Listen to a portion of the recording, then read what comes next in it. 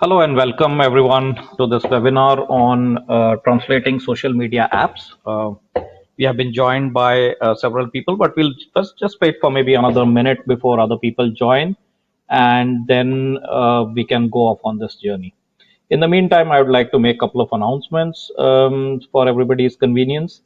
We already have done several webinars on translation, on localization, on internationalization, on several various on various topics of interest. Some of them have been also on video related localization and translation with our partners. I would invite you to go to our webinar page and look at the old videos and webinars. We also have a Vimeo channel where you can subscribe and view all the old ones. And while you register for the webinars, there is an option to auto subscribe. You could also auto subscribe so that for the future webinars you can easily auto enroll yourself, and that will you will get notification automatically when the next time any webinar comes across. So we'll just give a minute before others can join, and then we start off. Thank you so much.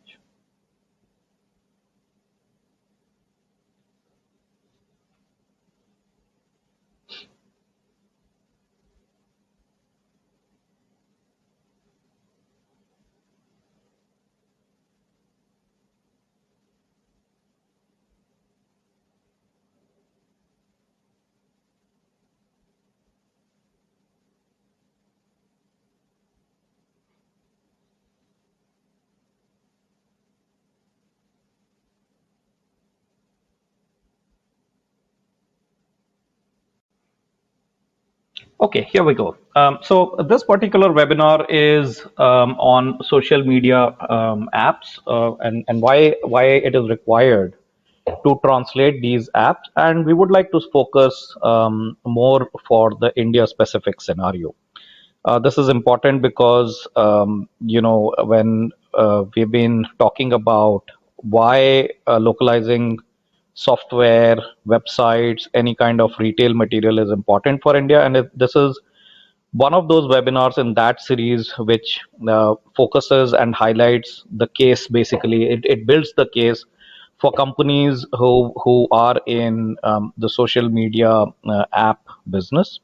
And I would like to go through several examples to highlight how social media apps are used, and why there is a need to explore a possibility of translating for India.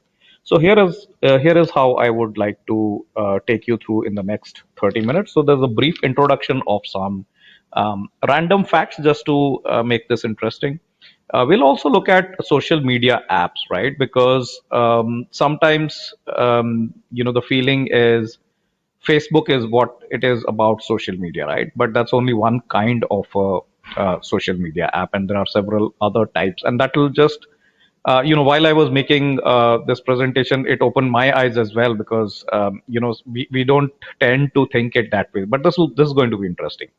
Then need fulfillment example, which means why do or how do really the social media apps helps in different cases, for example business, education, and even during this current pandemic which has been going through for the last 2 years almost, how people have been using that. And that's really an example which I don't want to talk too much about, but we will definitely look at some interesting examples.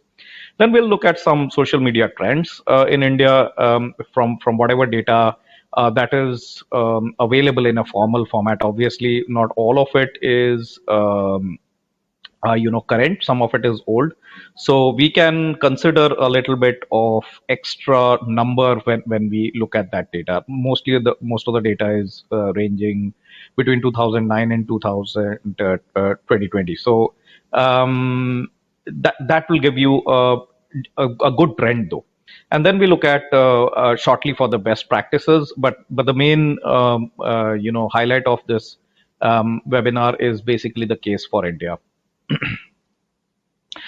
So these are some, as I mentioned, some random facts just to give you a perspective that while we are all engrossed in this pandemic and we are sharing a lot of information on WhatsApp, we are looking at YouTube, we are looking at news from Facebook. But interestingly, the Indian Premier League actually beat the coronavirus, sharing in terms of trending in India, and that was mostly on Facebook, by the Facebook and Twitter actually. And that's an interesting thing to know that at least people have another interesting topic to talk about, not just the coronavirus.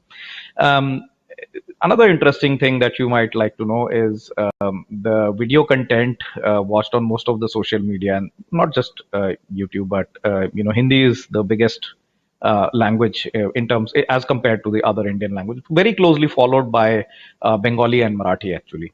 And one of the interesting things to know about is India is a young country, and so it doesn't surprise, I think, most of the people to know that the average social media user in India has a, I wouldn't say average, actually it's more like a median.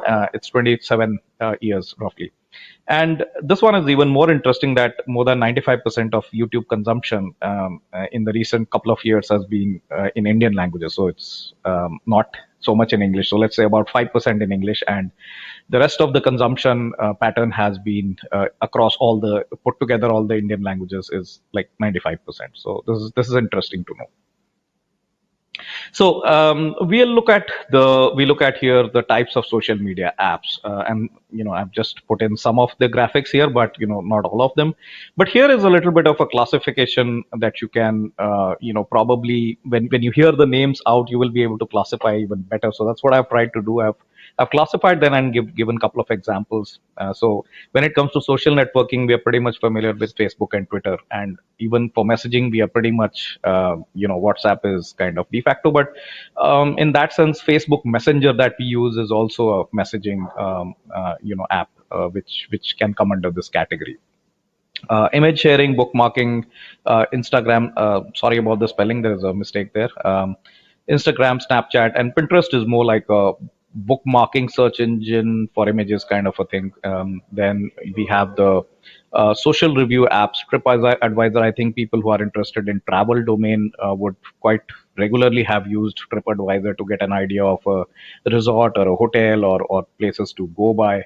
And Yelp is almost similar to that, but I think TripAdvisor advisor is more popular in that sense, as more used.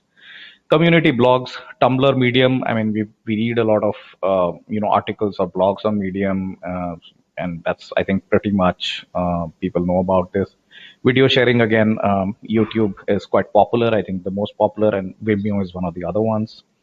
Short video apps. This caught on like a rage even in India. TikTok, and there are several others. Of course, TikTok was the most popular, now banned in India, I think. And then we have forums like Reddit, Quora, and then we've got dating apps like Tinder. And then you've got QA kind of sites also, where it specifically focuses on question answer formats only. So all of these, one way or the other, are all constituting social media apps. And I'm sure there are maybe a couple of more categories, but this is all I could think of, and when I came across this research. So that's so what we are looking at is all of these in one way or the other are either on apps or web apps or whatever. So we get to a situation where we are looking at some of the examples of need fulfillment, and this is just to give you a quick brief on the business side of things. Now, a reflection of the business activity on social media is automatically connected to the digital ad spending that happens on different social media platform, and this is just a combination of different social media platform. This is not specifically any single platform, but it's in totality. And what we can find is, starting from year 2015 till, as I mentioned, this is till 2019. And what I can understand from what I could research was that in starting 2020 and 2021, actually this has gone like a boom, because everybody was at home in the lockdown mode, or if not everybody, a lot of people, and travel was cut down. So one of the biggest ways for people to sell their products or to reach out to customers at home was social media, right? So the ad spending actually has multiplied in 2020 and 21. But even if you look at a linear line, it's actually FY 2019 is actually doing better than the normal trend line. So it's and that seems to have even been the case in 2020 and 21. So you can see how this is growing more than a linear fashion, really. So that's where it's important to understand that social media is is a good platform for promotion and business. And here is a typical example that we know. And while I have mentioned WhatsApp, but this is really true for most of the social media, right? I mean, we even use LinkedIn for as a tool for lead generation, lead qualification, even for engagement mediums. We are posting our social media posts. Different kind of engagement strategies we are applying on the social media platforms.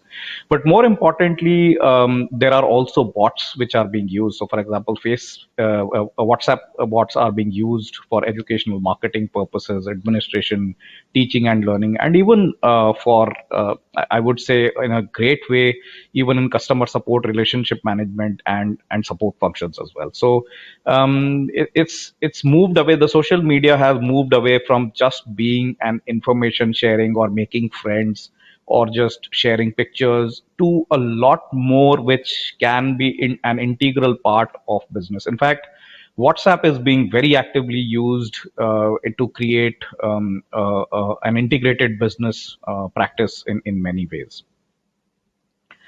And here are some interesting facts about how social media is being used in the education field. And this is really interesting. I come from an e-learning background, so it was just fascinating for me how things have changed since we 20 years back started doing CDs of e-learning. But this is really interesting. And Telegram is one of the competitors of WhatsApp, if you may like to say. It's also a messaging platform, and you can see civil services, UPSC. These are all known things in India, right? And look at the number of subscribers using these education channels for their education. I'm sure from the corporate area, LinkedIn Learning is something I think all of you may have used, but there are also paid versions of that which is being used for creating video courses, and they are being quite actively used in the corporate area. And this is an interesting thing that you may like to try. It's called Photomath, and Snapchat actually has a partnership with Photomath, and it's an interesting way to learn math. I did try it out, and here are a few screenshots that may like to see how it's solving maths by using the camera in the Snapchat. And if you are interested, go home and try this. This is really interesting. Through Snapchat, you can try it with an app called Photomath. Very, very interesting.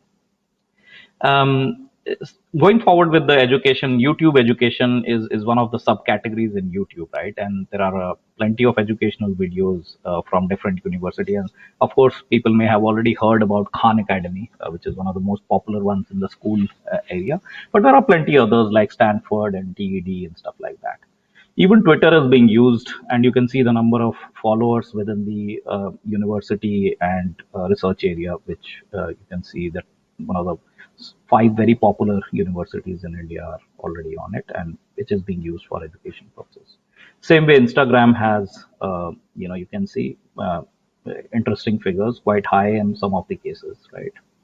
And then we have Facebook, which is also doing education program in collaboration with Workspace, Inspired, TechStart, and many others. It's just a quick list of things just to make a case that I would say that the three main things that I could correlate, and especially for India, which works very well on the social media, is business, education, and I would say awareness campaigns related to whether it's pandemic, whether it is related to governance, whether it is related to just plain simple even election related stuff. So awareness in one way or the other, right? And even I would say in this pandemic, it can be a little bit said to even medical care and patient care and stuff like that when normal things are not working in the lockdown mode. So I think these are the three main applications that I could find. Now, here are some interesting, India-specific trends which also kind of support the claim as to why social media apps need to look at India and localize or translate for India, right?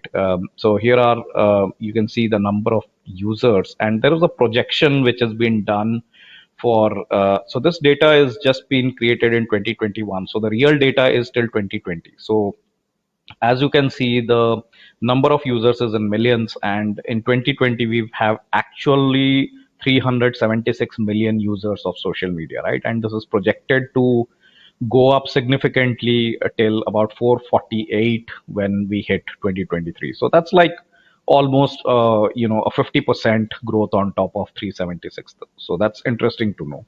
And taking a little bit of depth into how this looks like in terms of this trend. So you see that WhatsApp has the maximum number of users at 400 million, followed by Telegram 300 million. So it looks like the messaging apps are more popular in India than any of the other ones. And then you are followed by YouTube, Facebook, Instagram, Snapchat, Twitter, and LinkedIn.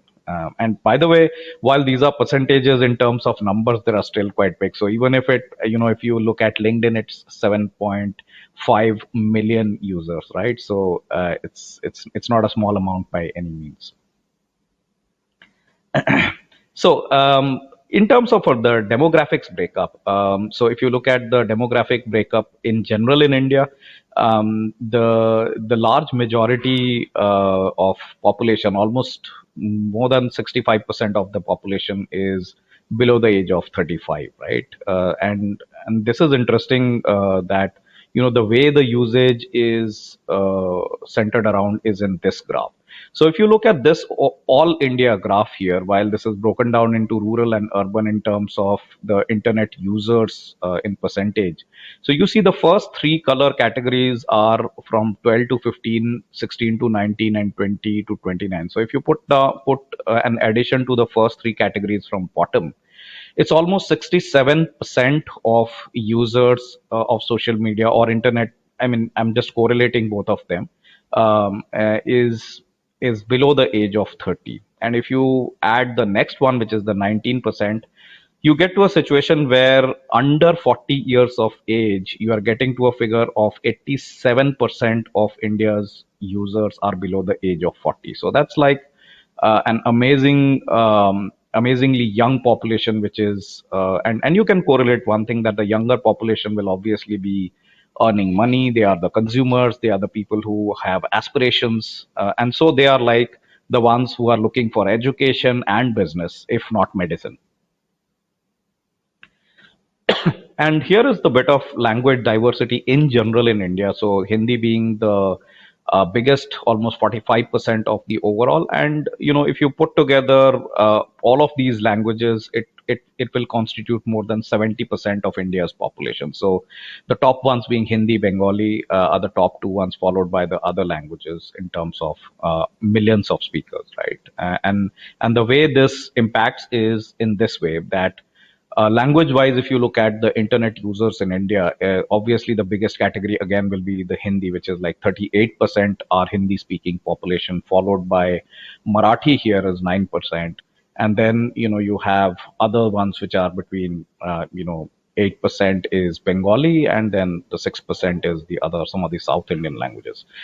But here is a disclaimer as well, that not to consider Bengali as just 8%, because this is just the Indian population. And if you just add a Bangladesh, which is also almost the similar language, just 5% of difference between Indian and Bangladesh Bengal. So this will actually be much bigger if we just look at the Bangladesh population added together, and that's like almost, I think, 20 million people additional. So this will go up to around maybe 60 million in total. So this is the case that comes out as to why it's important to look at India as a market for social media. Um, Now, once that is established, what are the things from our experience that we have learned while we did some work for social media translation apps? And this is the most critical part when it comes to starting any project for translating or localizing social media apps. And the first thing, and I think the most important thing in these list of five items is, I think, the resourcing, and the second one is really the uh, user testing, I would say, before it hits the market. So when it comes to resourcing, in our experience, what we noticed is that the social media, because it's a newer way of communicating, it's new technology, and it so therefore it has new terminologies, and the new way it communicates with the younger generation is very important for the linguist or the reviewers or the even the quality. All of these resources need to be actually be part of that community which actually uses these apps. In our experience, initially when we started working on social media apps, we had the most experienced people working on these projects. And what we realized after about couple of months is that the most experienced of the linguists were the people who had the most difficulty in adapting the modern language, right? Because there was, as an example, even in Hindi, sometimes you have to make a choice by not having the purest form of Hindi, but a combination of English and Hindi wherever it is appropriate, and some, what is called Hinglish actually. And that is true for almost all languages. I'm just giving a Hindi example, but that was true for most of the other languages like Bengali and things like that. And only when we started to look at younger people who were more tech savvy, or I would say more adaptable to the social media, they were big users of social media, and day in day out they were on apps using it, did we realize that this is not about translation actually. It is more about using the product, which was most important. They had to be part of that community to be able to understand and create um, the localized version of the app. And seriously, it was not translation. And the same thing goes for the reviewer, because if he's also not part of the community, while the translator may be right in his or her own position, the reviewer and the quality checkers may not be right. So they all have to be part of the actual user base who are using those kind of applications in different scenarios to be able to actually understand what each of these things mean. As an example, for example, this is actually real life, is the difference between emojis and emoticons. A lot of the linguists or reviewers were not even aware what was the difference between emoticons and emojis. And that just shows that it's just that they are not part of the community which regularly uses social media, right? And this is just one of the examples, and there are plenty more to say that resourcing is probably 50% of the battle. If you get it right, 50% of the battle is won if the resourcing, or maybe even more, I would say. If you got the right set of these people, I think that's more than half the job done. Then it goes around, I think the last item is having the same community people, but also with good usage experience, as well as a very good hold on the source and target language in terms of language leads and quality management. It took us several weeks to consistently create and update style guides for linguists and people to understand. The terminology base was updated on a regular basis, because initially what we created was again created by those experienced people. So even the style guide and terminologies were not up to date, and they had to be consistently updated to get to a comfortable position. And once you get to a situation where everybody is actually in the same platform, you begin to realize that it's much more easier to get things done. So that's, I think, 50 to 60% of the battle one. The second critical part, which is most important in any software localization project, but is also true for apps, because they are also software in one way or the other, is the choice of the TMS.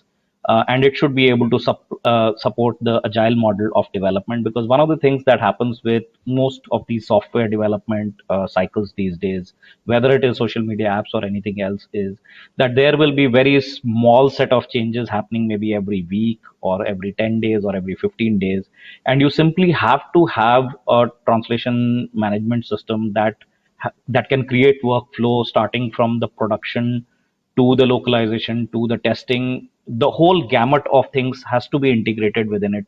Otherwise, the amount of work that can be, or the rework that can happen because of not the correct choice of tools can be simply too much to create these kind of localized apps. So that's very important.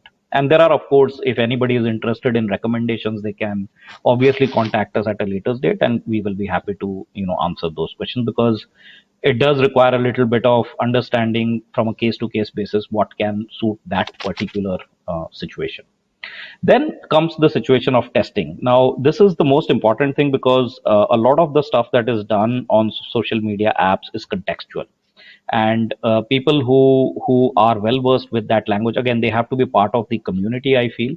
But not only should they be part of the community, but they should have a understanding of basic software testing processes, and they should have um, the actual real working feel of the software, to be in real time testing the UI and all the things that appear in on screen, because that's the major part of what has been localized.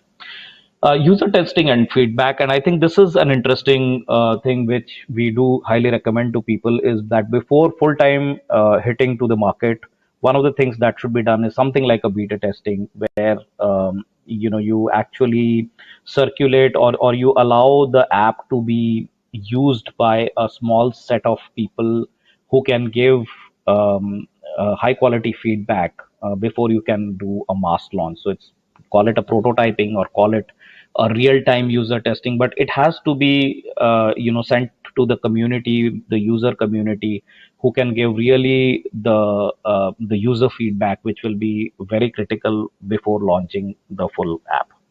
um, this I have already touched base a little bit, is the difference between pure language and dialect. So, interestingly, Hindi has, I think, something like 500 dialects, right? So, while you might be tempted to have the purest form of Hindi, it would be actually useful to understand the actual target audience, right? So this has to directly deal with the target audience. So if the target audience is more comfortable using a combination of, let's call it English and Hindi, in case of Hindi, then I think that's the best way to go for it.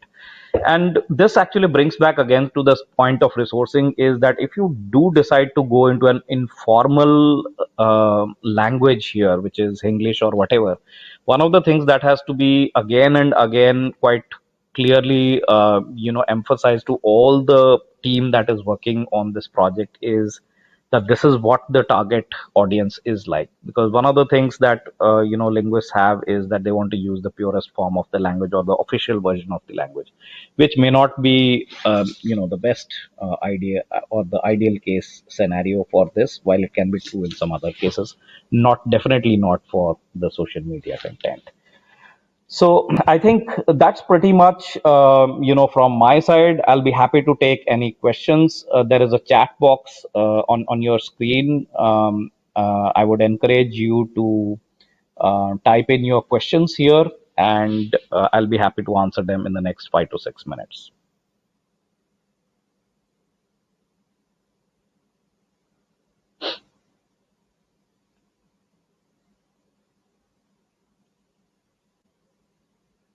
On your control panel, there is a chat box. You can type in your questions there, and I'll be happy to answer your questions.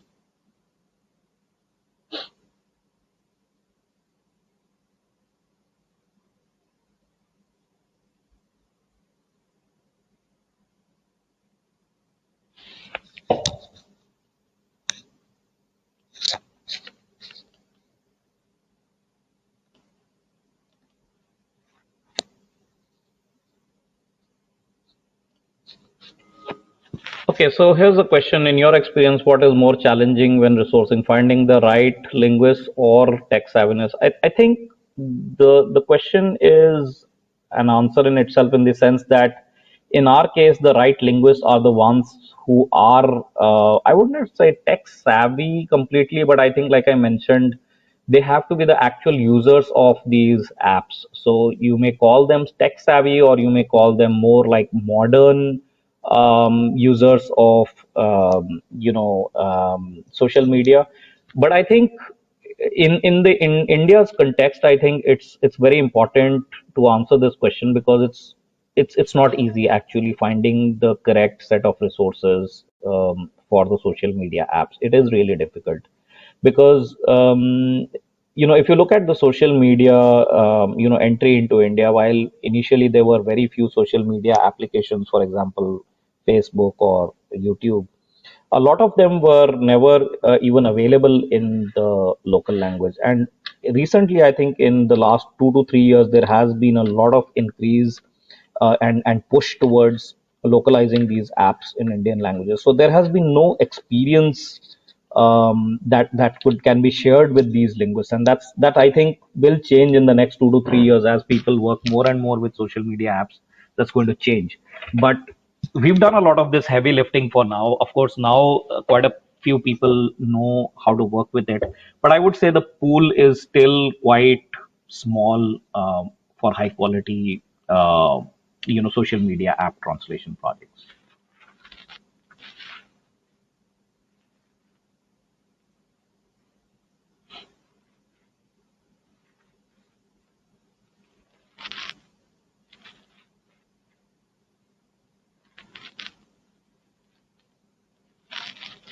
Is there any data on gaming apps which is also trending? I haven't come across. And while this is, I think the gaming apps would be slightly in a different category. And I have had no time to research on the gaming apps for India.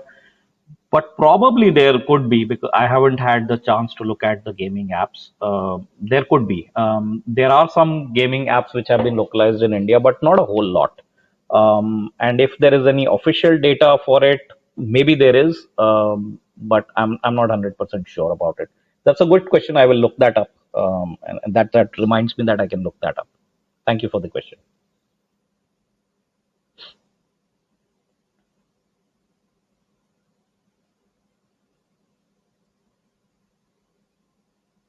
We've got another couple of minutes for the questions. Anybody else can please go ahead.